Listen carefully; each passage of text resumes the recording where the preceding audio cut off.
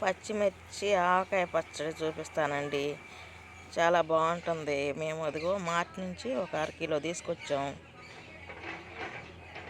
అరకిలోకి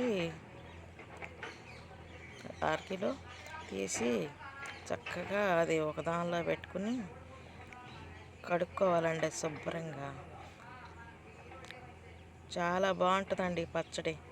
పెరుగన్నంలోకి ఏంటి, విడిగా అన్నంలోకి కూడా వేడి వేడి అన్నంలో బాగుంటుంది. కడుక్కోవాలండి. అది శుభ్రంగా కడిగి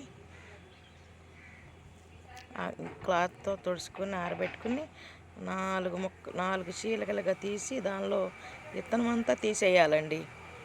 లేకపోతే కొంచెం ఘాటుగా ఉంటుంది. విత్తనం అంతా గింజలు తీసేయాలి. 4 చీలికలుగా తీసుకోవాలి.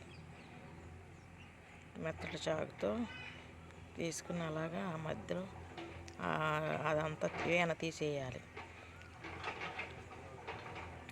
అన్ని కాయలు అలా చేసుకోవాలి. చక్కగా బాగుంటుందండి ఈ పచ్చడి మాత్రం. ఒకసారి మీరు కూడా చేసుకోండి. టేస్ట్ ఎలా ఉందో చెప్పండి. చేసుకుని తిని చిన్నపిల్లలు కూడా తింటారండి. ఇది మంట అంతగా ఉండదు. నీట్గా అదంతా తీసేయాలి. 4 ముక్కలుగా 4 చీలకలు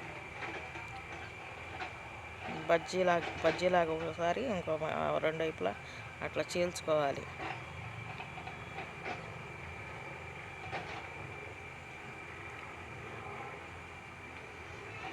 అసలు తడి ఉండకూడదండి.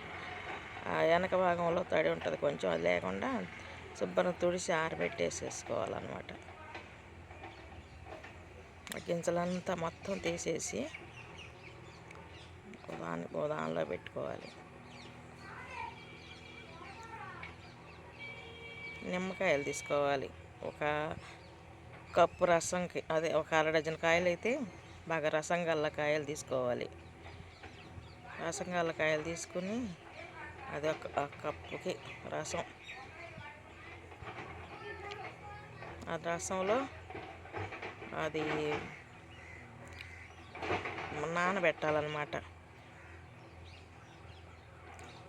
కొంచెంసేపు ఊరనివ్వాలి. ఆ రసంలో కొంచెంసేపు, పావు గంట, ఎక్కువసేపు, కొంచెంసేపు ఉన్నా పర్వాలా. ఆ పులుపు లాగుతుంది అనమాట. అలా నిమ్మకాయ బద్దలు కోసుకొని ఇక పిండుకునే చెక్కతో ఆ గింజలు రాకుండా పిండుకోవాలండి.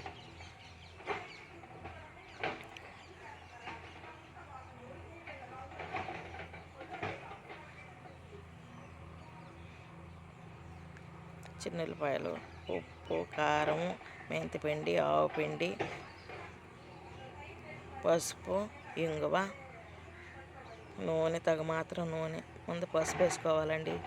తర్వాత సాల్ట్ ఒక కప్పు కాస్త తక్కువగా, కారం 1 కప్పు, కొంచెం ఆవు పిండి 1 పావు, కొంచెం మెంతిపిండి, చిన్నుల్లిపాయలు కొంచెం వేసుకుని ఆయిల్ 1.5 కప్పు ఆయిల్ పోసుకోవాలి. కొంచెం ఇంగువ వేసుకోవాలండి. ఎల్చి ఇంగువ 1.5 కప్పు ఆయిల్ పోసుకోవాలి.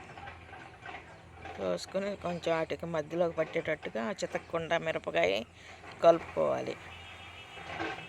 చక్కగా కలిపి దాన్ని ఒక 3 రోజులు ఊరనివ్వాలండి.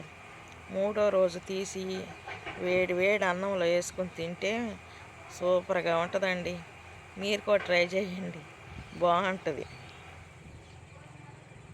నిమ్మరసం పట్టి చక్కగా ఉప్పు కారం పట్టి బాగుంటుందండి. అది ఆవకాయ ఎలా ఉంటుందో ఇది కూడా అలానే ఉంటుంది. అదిగోండి 3వ రోజు తీసి చూసాం, బాగుంది అసలు.